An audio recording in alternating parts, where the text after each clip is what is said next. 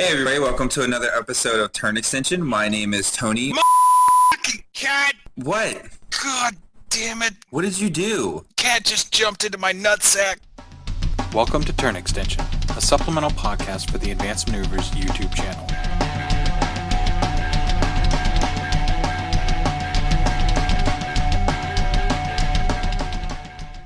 Hey everybody, welcome to another episode of Turn Extension. My name is Tony, or Polar Bear Cub on the forums. Hey everybody, Tevin Dowdark on the forums. Hey everybody, this is Devin, Cutthroat Kira on the forums. This episode, it's been about 2 weeks since we've had our last one, and within the past week and a half, we've had a lot of crazy things happen. We had Captain Con and LVO happen the week before, where we had some awesome new releases, some first look at models. And then yesterday, so Thursday, was it Thursday or was it Wednesday? I think it was Wednesday. Wednesday. So 2 days ago, we had our first dynamic update happen, which was kind of a shock. I didn't think it was going to happen that quickly. I thought the dynamic updates were honestly going to be once every couple months. That was before we get into the new models, what were you guys' thoughts on how quickly that dynamic update happened? I'm actually a bit surprised because it came so close from a development schedule. It came so close on the heels of the errata that I am almost of the opinion of why the hell didn't you just put it in the errata? Like I kind of was of the opinion, kind of like you. I was like, well, we just got an errata. It's probably going to be a month, a full month to 2 months before we get a dynamic update. But I'm interested in the fact that they called it the February dynamic update. So does that mean that they're going to be monthly dynamic updates, or they're just calling it February because that's when it came out? I thought it was crazy just because we got no precursor. Like, there was no lead up to it. Like, when we were looking at the last errata, it was literally months and months of just people going, hey, here comes the errata. We know the errata's coming. And, we were waiting for it. And then basically it was like, we're just sitting here. Then we get a post that says, hey, here's a new dynamic errata, and boom, and like the changes in it were massive. So like, I think for me, I was excited because yes, it came on the heels of the other errata, but I also think that they looked at the results of both Captain Con and LVO, and they saw an issue, and they dynamically fixed it. And I think... Well, and I think that's at its core, that's what the dynamic errata is for. The regular errata is... These are issues that are kind of not low-hanging fruit, but these are issues that we've been addressing, we've given time to look at, they're changes in the direction of the game or the very core mechanics of the game, whereas the dynamic updates these are problems. Like, these are legit problems, and they cannot wait 6 months to be addressed. That's true. They are legit problems, but I wonder that, so it came out on a Wednesday, so... both of those tournaments, the final result happened on Sunday. And let's just look at LVO, because in Captain Con, JVM won with Legion, and we didn't see any issues really with Legion. But in Captain Con, a significant amount of people played with Una2 and the Una2 spam. And then 3 days, so effectively Monday, Tuesday, Wednesday, because I don't know if Pagani was there with them, but let's say Will and Hungerford talked about it those 3 days. By Wednesday, that dynamic update came out. I mean, do you think that's way too quick? Or do you think that they were looking at multiple tournaments that's already happened? No, and then they were like, this is the straw that broke the camel's back, LVO. I don't think that the Una2s of LVO were a catalyst for the errata. I think they were the catalyst for the push. We've known about Una2 for a while. Privateer Press has known about the Una2 situation for a while now, so it's been on their scope. Mm-hmm. I think it's a situation of the Una2 LVOs may have pushed the errata to be released. Like I just mentioned, it seems so close to the heels of the actual errata that we got that I think the Una2s of LVO may have been a catalyst to push out this dynamic update earlier than maybe potentially planned. Maybe they were planning on doing it at the end of February, and they said, you know what, we need to address this Una2 thing now. We can't wait another month. So they kind of just, pushed it out the door. But I don't think that we got this errata because of LVO. We got this errata because Una2 was a problem. That's true. I have to agree with that. I do as well. And I almost hate to pause this temporarily to go to talk about the new models, but there are 50 more questions I have that I want to get you guys' opinions on. So, I mean, do you think we should continue talking about this? Or should we talk about new models first and come back? Keep it organic. We'll go over the new models at the end if we need to. All right. Yeah. So, all right, then my next question, because we've seen this happen now twice with Unatu, and we'll go over the errata changes, but this is one question I do want to ask you guys as well. We saw this before where Karchev and the Mad Dogs were both errata at the same time. And then now we've seen it again with Unatu and the Scarfell errata together as well. Do you think that this double hit combo that they're doing, do you think it's a little bit too much, or do you think it's right? Personally, I know that some of the rest of the people that are on the advanced maneuvers team are going to disagree with me, but I think these double-headed hits like this are answering two questions, because the one thing that we saw with EE, it kind of built the bridge for light spam, elemental spam, and we started seeing it with other casters. Like, people started going, hey, why don't I try this in this list? Or, hey, why don't I try this in that list? And I feel like took something away from Una.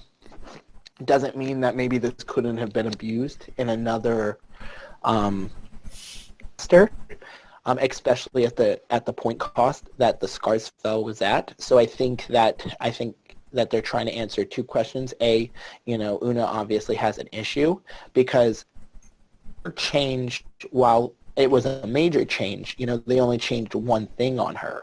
So she can still do a lot of stuff with flying creatures. So then maybe been enough without also changing the Scarsfell.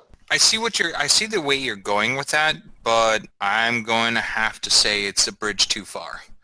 I don't think that there was an issue with Scarsfell before. And the only reason I say that is because at no point in time up until Una 2 was Scarsfeld really even a conversation piece for a lot of Circle players.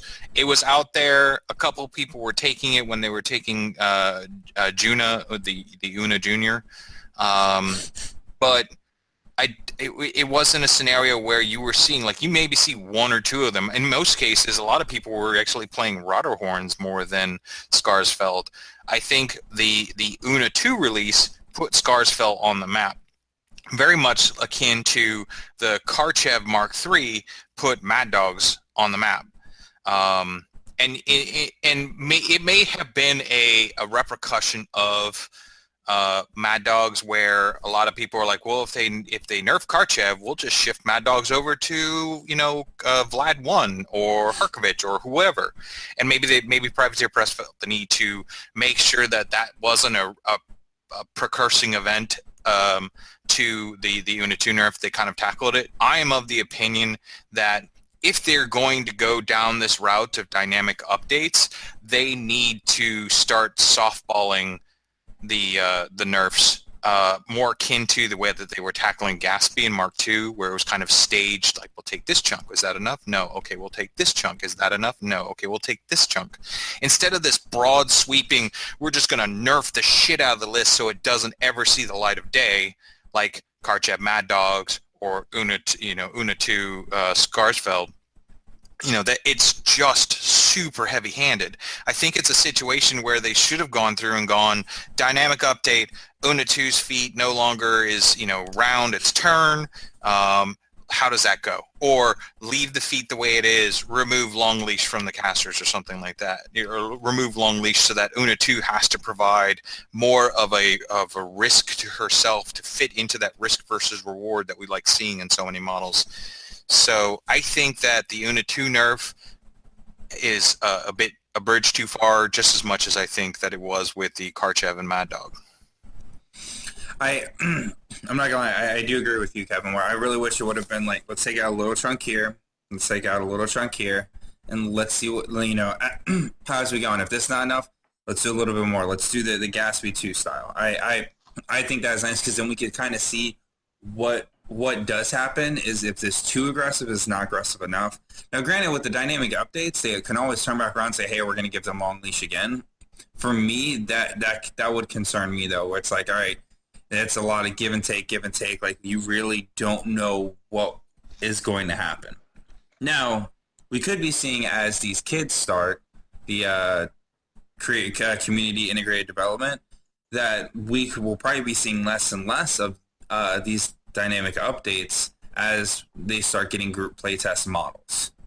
So that is kind of a nice thing, but there is some uncertainty, I feel like, within the community right now with how quickly this update did come out. See, I think that this was definitely something that was planned. I think they had this in their back pocket.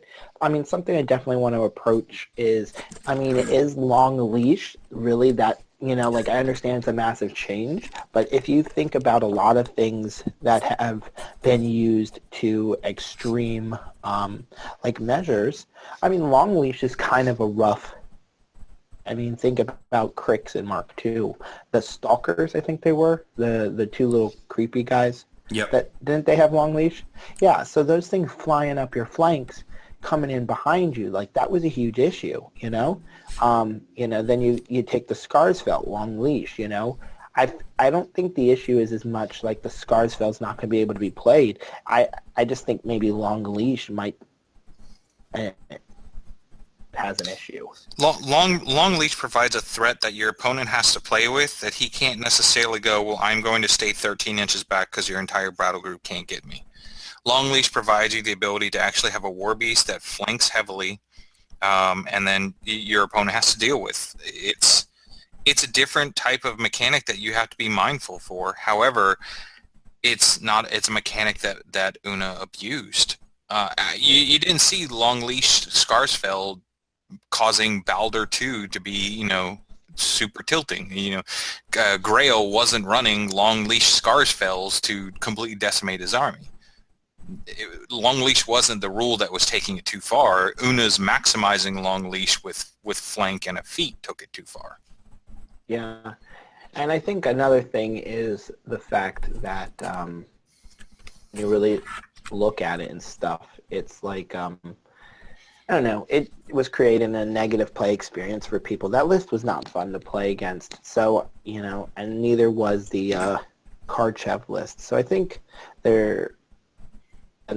dynamic updates is definitely helpful because it's keeping people on their feet, you know? And I think so too, because it definitely does limit the amount of spam we're going to see. If they do see an issue, they now cut it down. Next question I do want to ask. Well, before we jump off that, I just want to point out to the community, PP has set a precedence.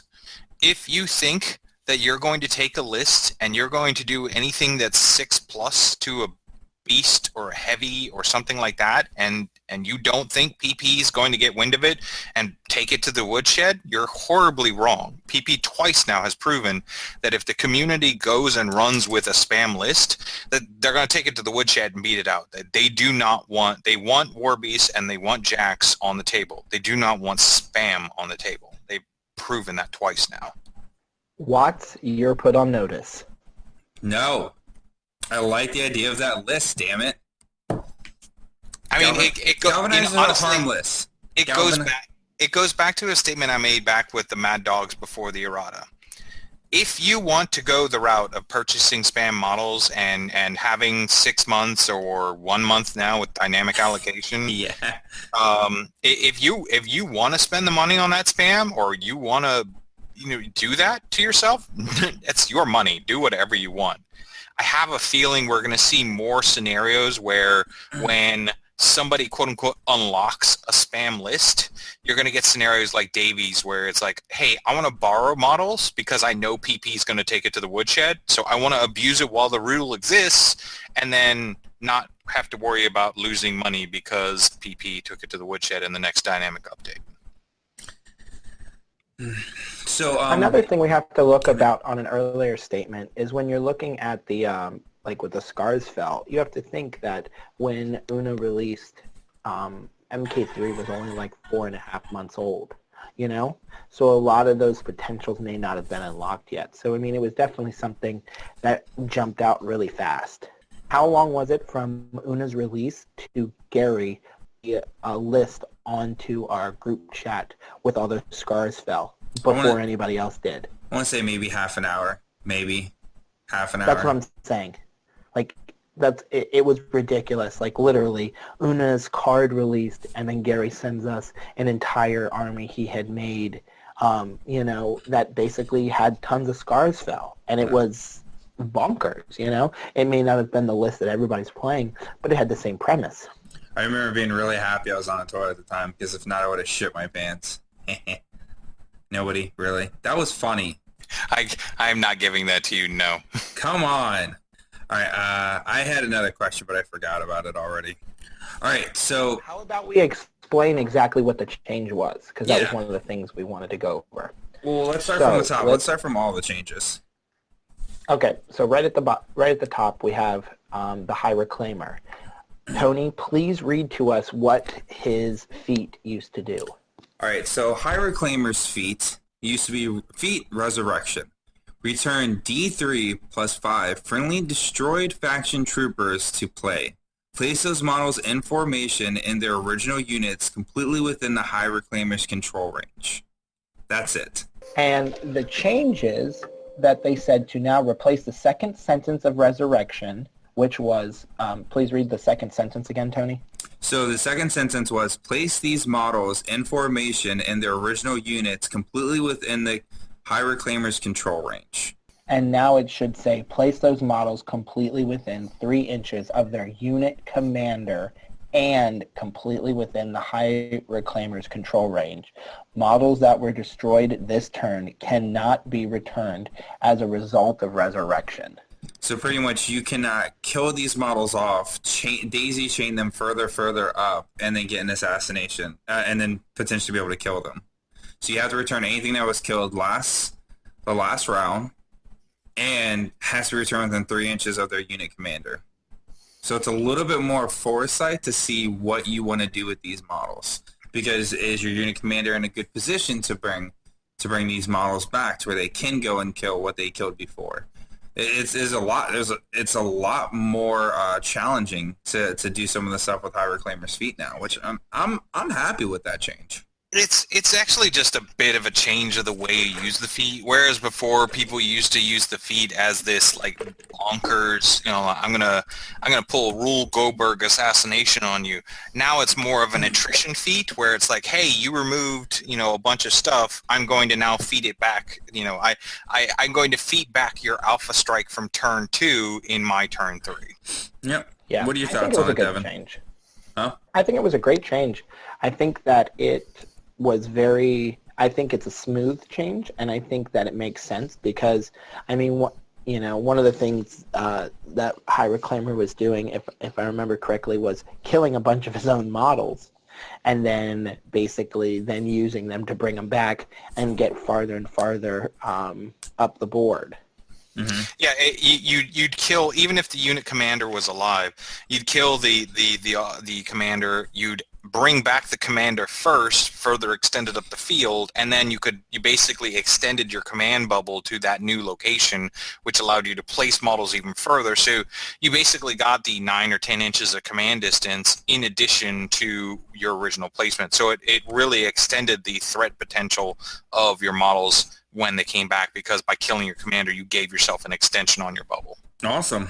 All right, what about the next change? So the next change was in Crix to Daedalus, and all they did was they removed Spell Slave from his abilities, and then they gave him magic ability, and they gave him 3 spells.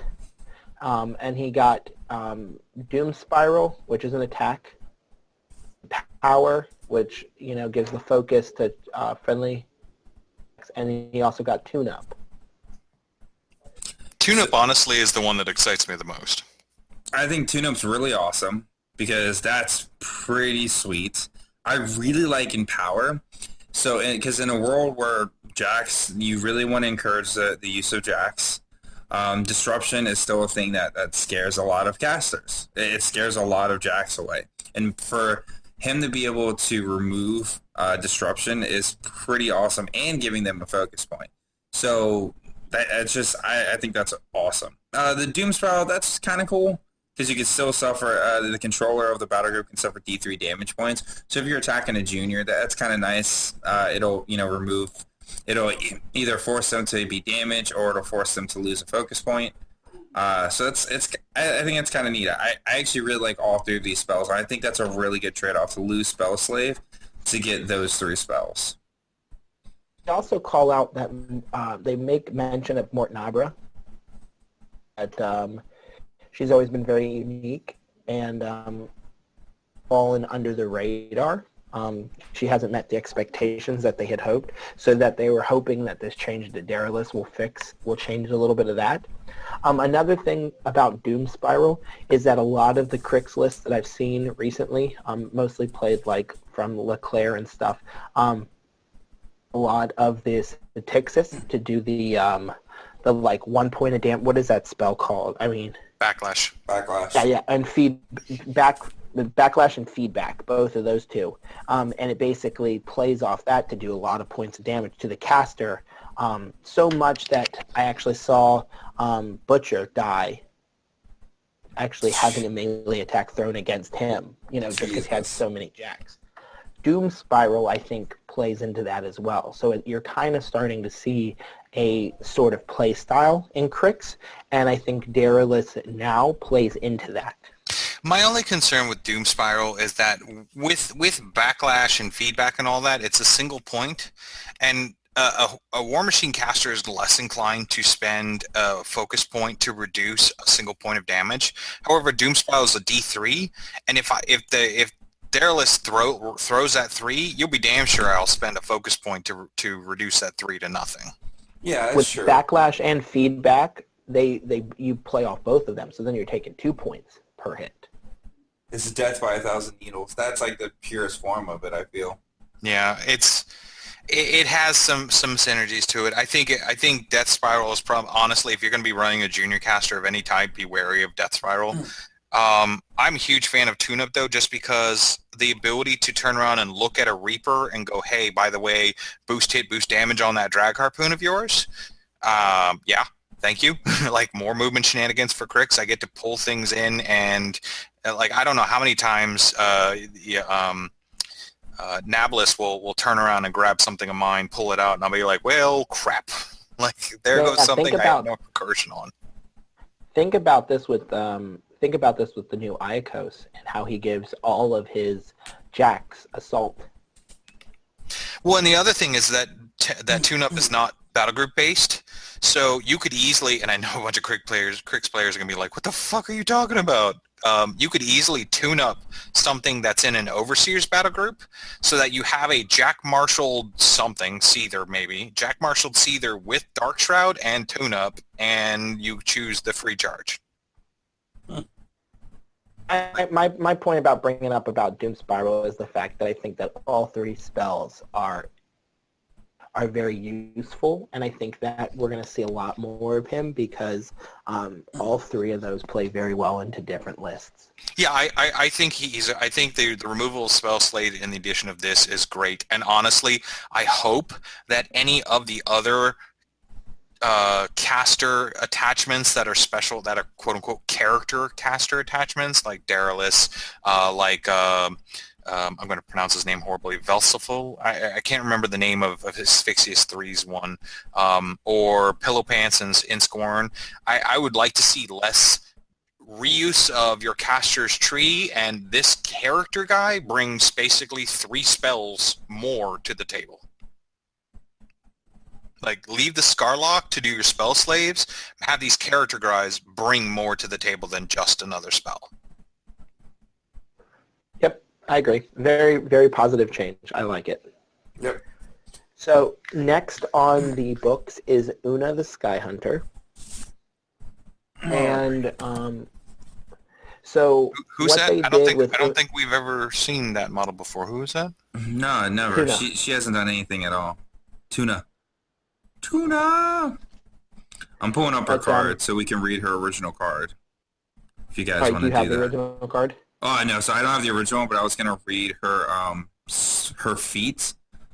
Okay. So her feat says, friendly faction models with flight currently in Una's control range gain +2 speed for 1 turn. Additionally, while in Una's control range, friendly faction light war beasts with flight cannot be targeted by melee attacks.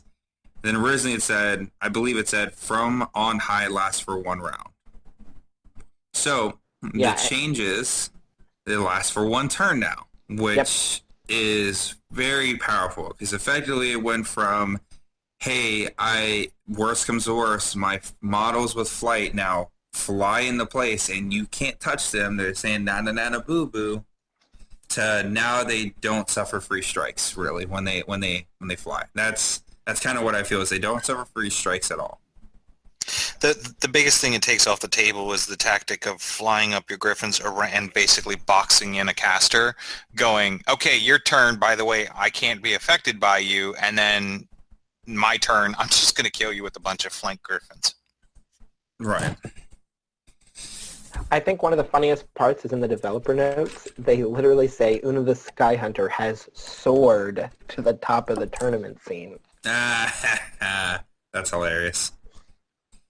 So they said changing it to last only 1 turn keeps it a very powerful feat while not completely shutting out opponents or forcing them to skew their lists to answer this incredibly versatile warlock. Yeah, I think for versatility, she's extremely versatile. You know, a Hand of Fate. She can give her griffins flank. She has Mirage. I think she has something else too. Doesn't she give her? I think she gives her Beast Apparition. So look at her card. You have it pulled up. I do, but I don't want to read it. Reading's fundamental and extremely. Who freaking reads? Come on. I'm going to. Sorry, she gives him sprint, not a apparition. I'm legitimately going to say that I don't think she's going to see the table.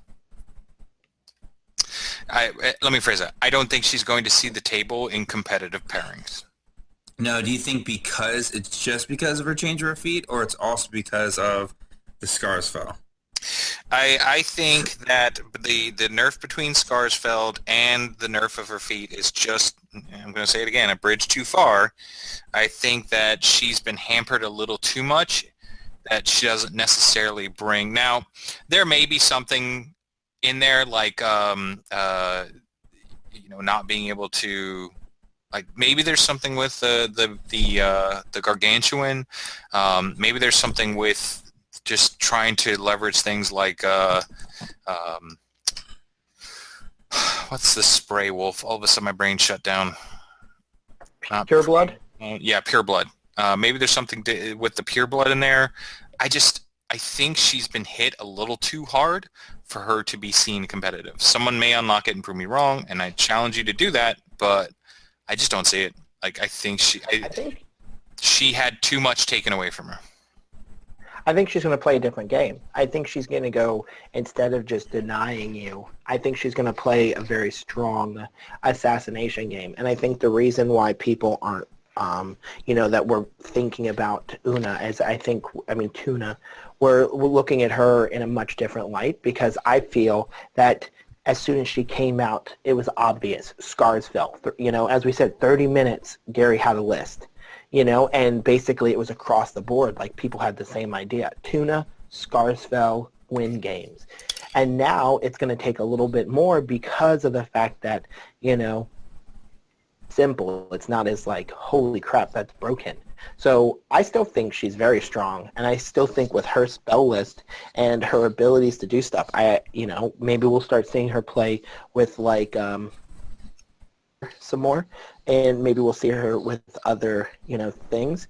I still think she has a lot of play. And, are we going to see her in the competitive scene as in we have, like, where basically every circle player has a Una, no. But do I think that we're still going to see her? Yeah, because I think she has a great spell list, and I think that she still can do a lot of stuff.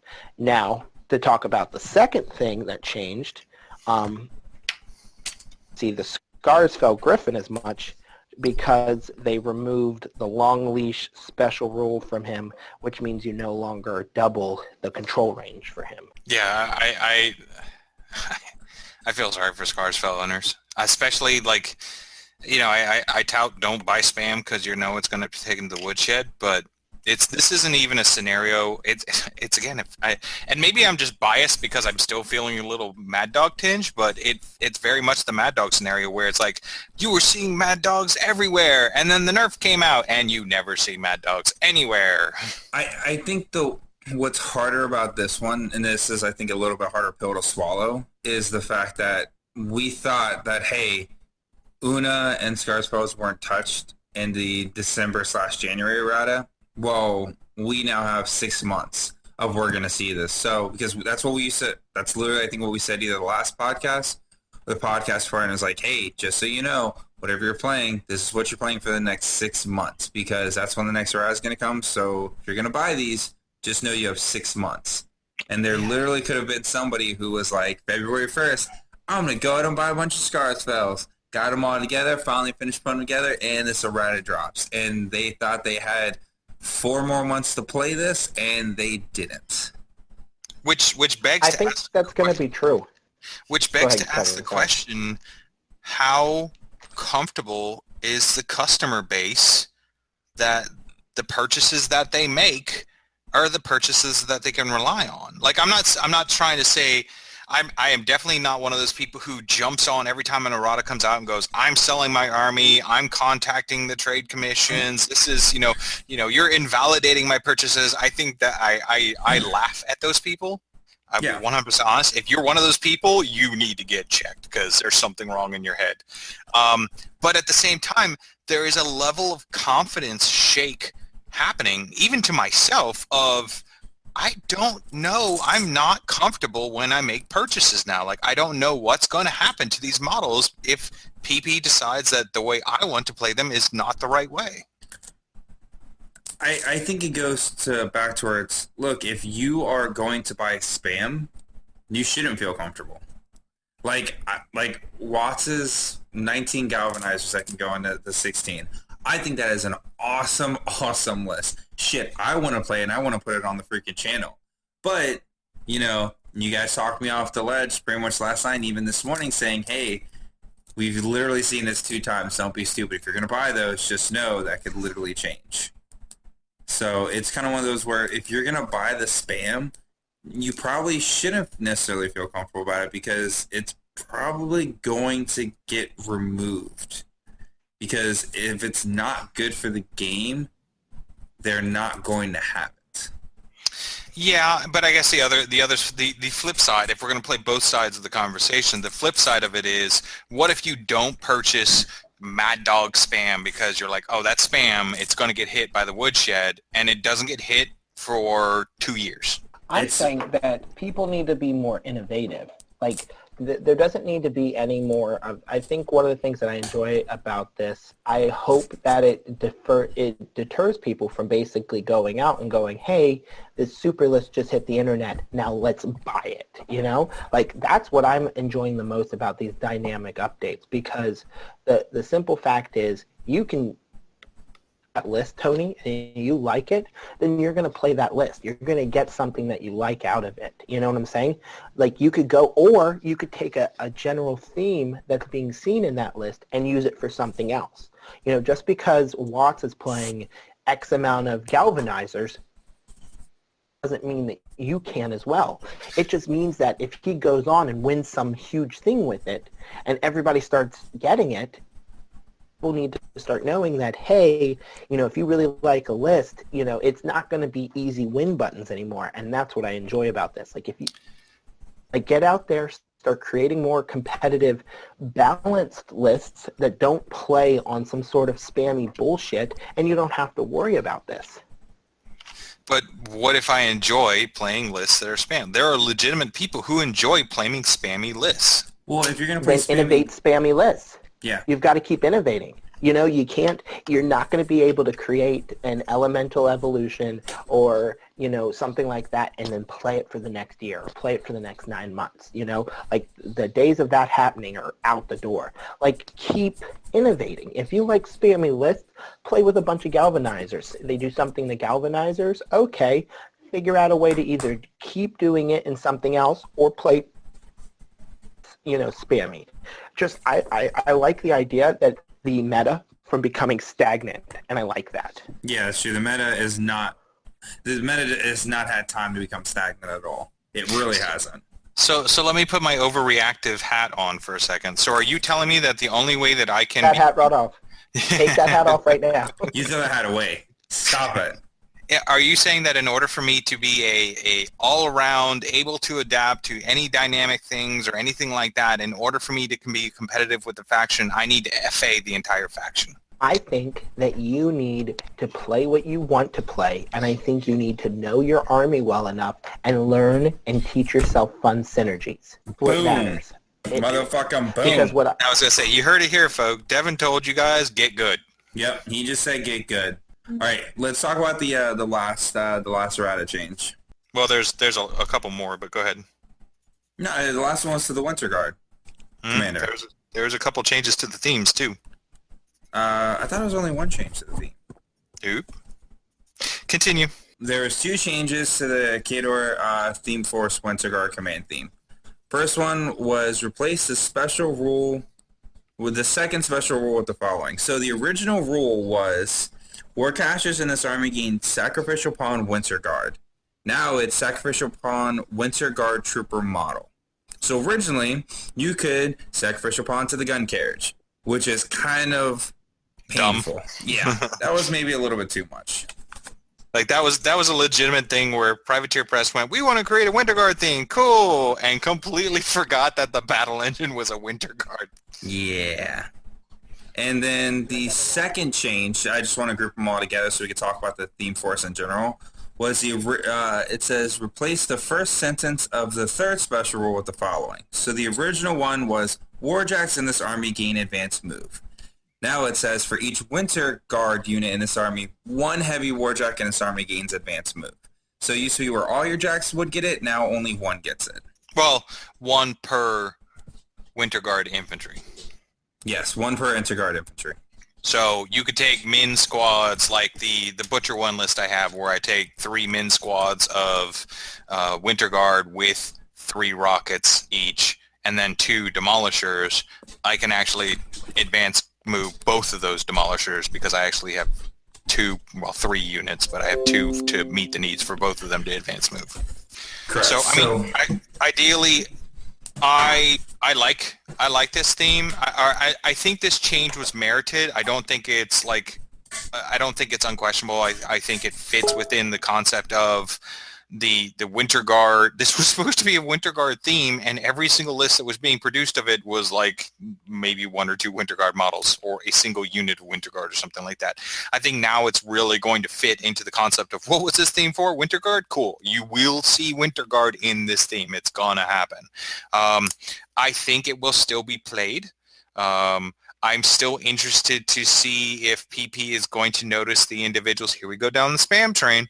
If PP is going to notice the list that people are putting out where it's like 3 units of full boat Winter Guard and then Winter Guard Rifle Corps and it's dudes for days and it's obscene. But we'll have to see how that plays out. But I think it's fitting. I like the change to it, and I think that we as Khador players recognize the abuse of the theme. So any Khador player who's like, this is not fair, it's like, dude, you knew this was coming. The writing was on the wall the second we saw the theme that it was going to get fixed. Do you see yourself playing the theme list? Yeah, my Butcher 1 list still uses the theme. I think that there's some play with Sorsha 2 in theme. I think it's going to be a situation where you're not necessarily going to be maximizing every level of it. I don't necessarily think that you're going to have lists that are like, I want to advance move my whole battle group. I think it's going to be more of a, I want to advance move Behemoth, because, yeah. And then the being able to sack to Winter Guard, you're just going to have a unit of Rocketeers in your group anyways, so you might as well sack pawn to the dudes that are along with it. So I think the changes overall, I'm happy with a lot of it. I don't know. I think overall it's done pretty well. I think it fits. I think it's a better fit for the theme. I think it's a scenario where it's a theme list that will be played by those who want to do a Winter Guard theme, but I don't think it's going to be a scenario where if you're not playing this theme, you're doing it wrong. So one thing I do want to ask, this has popped up because we've seen all these changes, right? And this is going a little bit above the errata.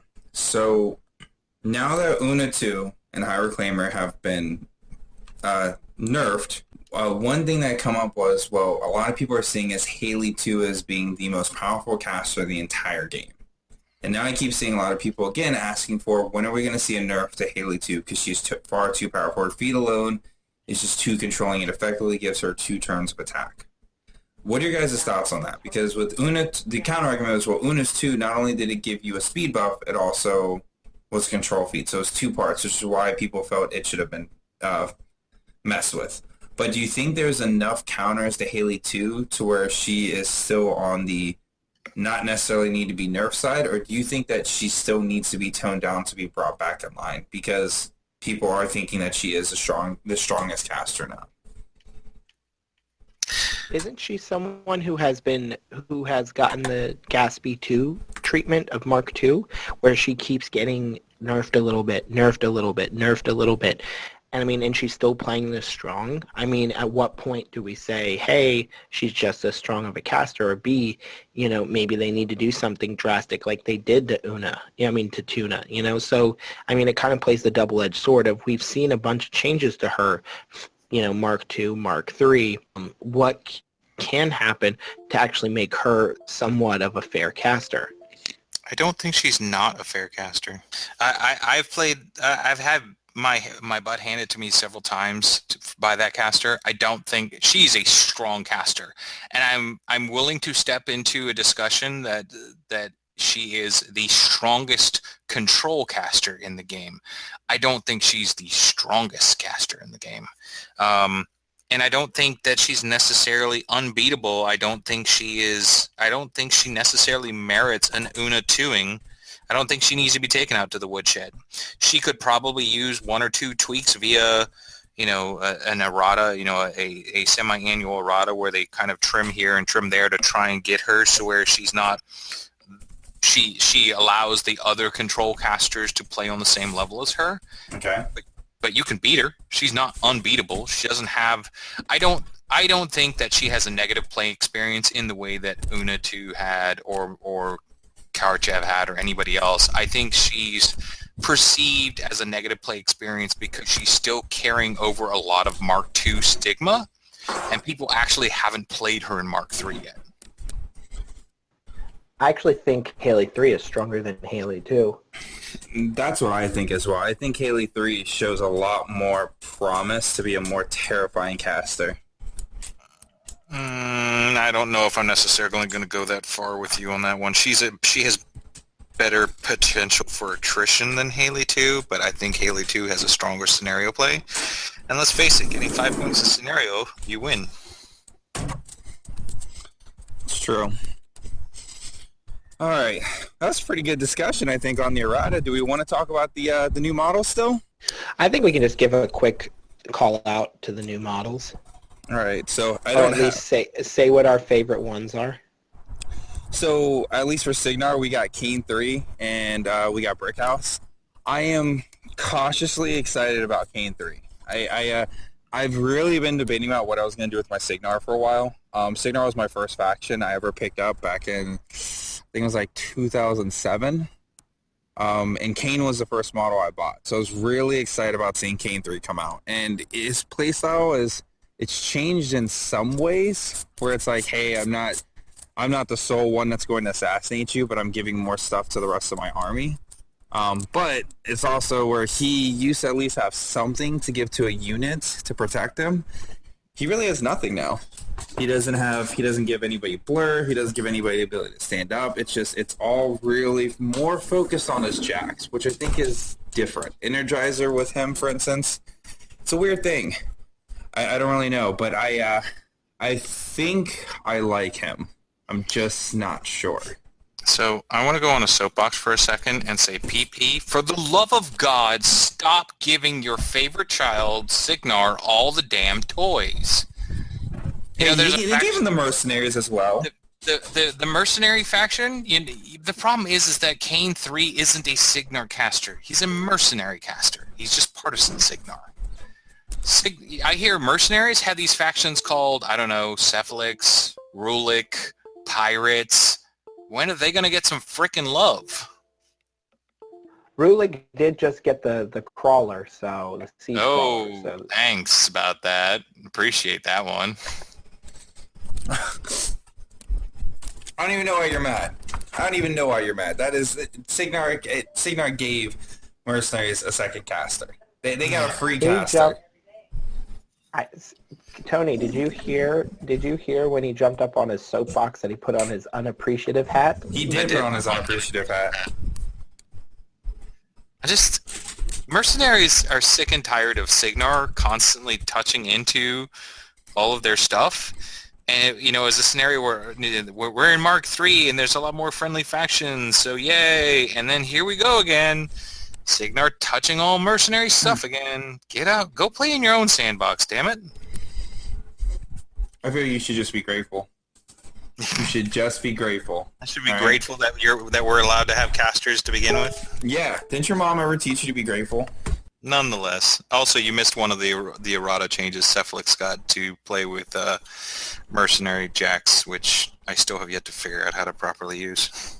Oh, well. All right, well, so actually I do want to touch more on the models, but I feel like we are going to go into further discussion. So I apologize, everyone, but I think we might call this a cast, and we will talk more about it later on. You guys good with that? Teaser. I know, it's a teaser. I talked about one model, and then... We'll talk about them when they actually come out. Okay. All right. Are you guys good with that? You guys got any last words? Nope. PP, fix recursion. All right. How many times are you going to say that? He's going to say it every episode until it happens. Fucking fixes recursion. All right, guys. So I want to thank everyone for another episode of Turn Extension, and have a good one. Have a good night. Bye, guys.